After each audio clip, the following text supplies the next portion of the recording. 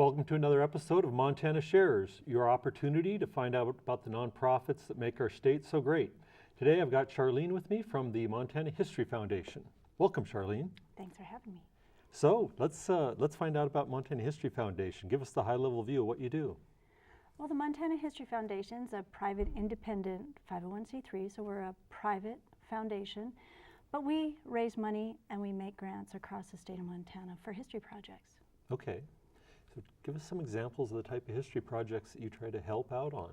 Okay, so we make grants in 5 different areas. So bricks and mortar grants, like building restorations, oral history grants, collecting the memories of our elders across the state, outdoor projects such as cemetery restoration or outdoor walking, historic walking tours.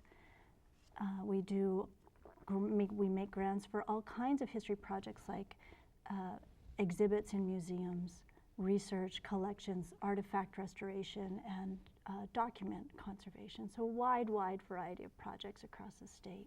Sounds like you've got one of those enviable jobs of giving money away, I have to say. I like that part of Montana Shares too, is I get to give away a lot of money too.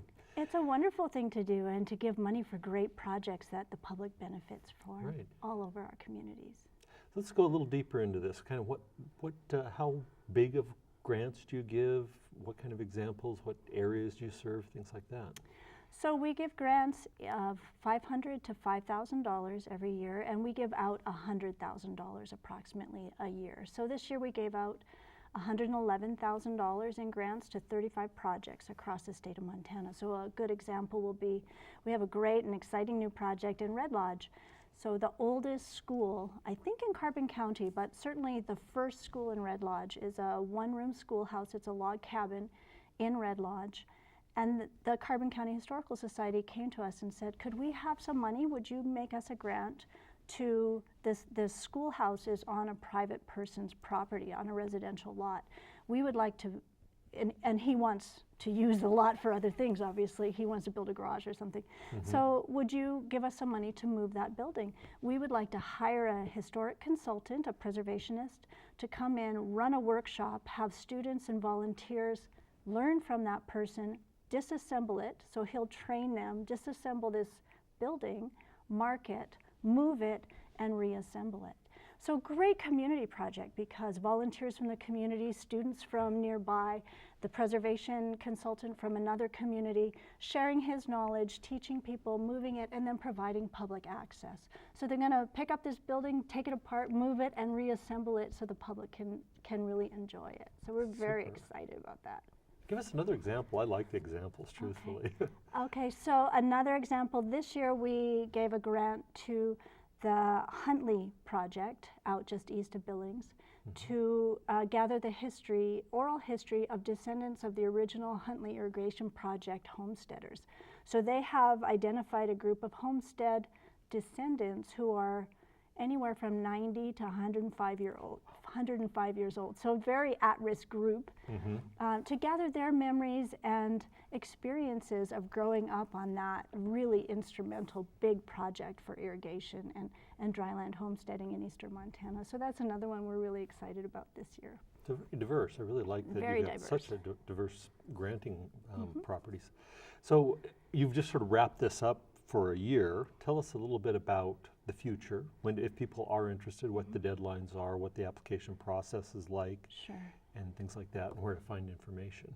So our grant process is all online now, so you can find out all about our grants on our website, which is mthistory.org. And the process really opens usually in the fall, so we'll announce that the grant cycle is open in November, usually before Thanksgiving. And then it runs until January, and your proposals will be due in January. And then we make the announcements early in the spring, so people, especially if they're doing building projects, can get contractors in for those few outdoor months we have in Montana to put on roofs and reshingle and do any kind of landscape work in our cemeteries. Okay, so people should keep an eye out for late fall. Late fall. Looking for a January deadline. That's correct. Okay, so what other types of programs do you work on? Okay, so we have a brand new program we're rolling out this summer we're really excited about. It's called History Emergencies. And History Emergencies is for the people who don't want to wait till January or can't wait until January because a bulldozer's coming to take down that building, or there's a flood and the documents have to be saved now and sent to a conservation lab in Ohio to be preserved and keep the mold off of them. So we have a new fund starting. We are raising money for it. We've got a big donation in already for the endowment for it, and we're raising money for the ongoing health of the fund. And we're going to make 2 to 3 week turnaround time. So if you have a project and you have a property or a historical project that's in imminent danger, you can come to us, and 2 to 3 weeks, it's thumbs up, thumbs down, up to $5,000. We can help you save that historical resource for all of Montana. Super. So I think there's people out there that probably confuse you with the Montana Historical Society a little bit. Can you tell us about your relationship with them and the difference between the two of you? Sure, that does sometimes happen. The Montana Historical Society, I think the easiest distinction, the Historical Society is a state agency. So that means their funding really comes from tax dollars from the state of Montana. We're an independent 501c3, so our funding comes from money that we raise ourselves through private donations, through individual donations, through grants that we write to other people, those kinds of sources of private funding. So that's the main thing. And then, you know, the Historical Society has a state museum. We're not a museum. We are a foundation that makes grants to other organizations, including the Montana Historical Society. So they're one of our many partners. Okay, and tell us more about some of the other partners you partner with. Sure. Well, so this year the last 2 years, we've done a series of projects that included grant writing workshops across the state of Montana. Last year we did 8. This year we're doing another 6. Humanities Montana is our partner in that. So they help us to go out to communities across the state and build capacity for history organizations to write grants. So they're a big partner of ours. But we partner with the Historical Society on projects. We hold endowments for them. We raise money and take money in for charitable projects that they're doing, independent projects. We do the same thing for Montana Heritage Commission, Virginia City and Nevada City. We hold endowments for them. We act as their 501c3 when they need us. Same with a number of other organizations across the state. We hold endowments for the Moss Mansion in Billings. We do charitable projects like the original Montana Club here in Helena. They're a business, a private club, but they needed money to help restore their building. So we accept donations on their behalf and then help them to restore their elevator, put in new carpets, repair and restore their stained glass windows. So we do a wide variety of projects for small organizations like that across the state. In general, do most of the people that need to find you, or do you kind of do a lot of outreach just to make sure that people know that you exist? Well, I think both things. So we're always looking for new partners, for example, for partners who want to donate money, want to partner with us as funders for projects. So we're always writing grants ourselves. Even as we're out helping other people come to us for grants, we're writing grants to kind of extend our reach across the state. But through our grant writing workshops, through our site visits to projects to see what the grant money is being spent on and how it's doing, we reach other people who just happen to be either walking by, be on the board of that project. So our network really extends pretty widely, I think. Okay. And so it's probably expensive work to restore buildings and all these things. And a lot of people, I think one of the big goals of Montana Shares is to make everyone a philanthropist, so that your $5, your $10 a month, whatever it happens to be, doesn't make a difference. Give us an example of what relatively small donations do as far as the big picture. Well, I think that's the great benefit of an organization like Montana History Foundation. We can take a small donation and combine it with many others to make those dollars work statewide. So $10 a month from one employee contribution, for example, can be combined with a large donation, a medium donation from other individuals or from grants that we bring in ourselves to do all kinds of things. They can restore a World War II aircraft at the Museum of Mountain Flying in Missoula. Okay. We're doing that. We just finished that project up in Missoula. It can help put a new roof on the Fort Keogh officers' quarters out in Miles City at the Range Riders Museum. It can help just put a coat of paint on a one-room schoolhouse up in Hill County.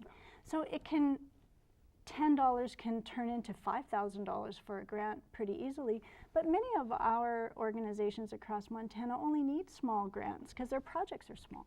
So restoring a windmill, a historic windmill that got damaged in a tornado in Glendive, a couple $1,000s, you know, $20 a month from a few people quickly becomes $2,000. It can go a huge distance in Montana through an organization like ours. So I think that's what really makes me excited about it. So give us another project that you've found really interesting in the last couple of years. So we're doing some new projects across the state on restoring historic cemeteries.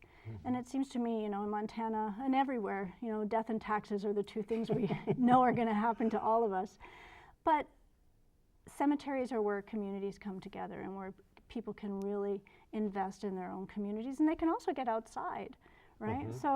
So we launched a program this year, and we funded 8 cemetery projects across the state of Montana.